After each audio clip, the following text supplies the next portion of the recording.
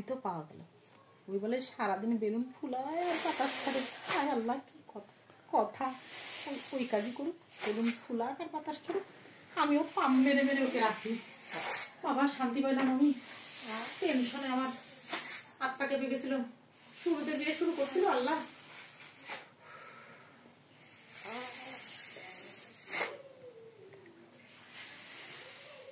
বাবা ওই বেলুন ফুলাক, আমি বরঞ্চ একটু রিল্যাক্সে ঘুম পারি, আর টেনশন নাই আমার।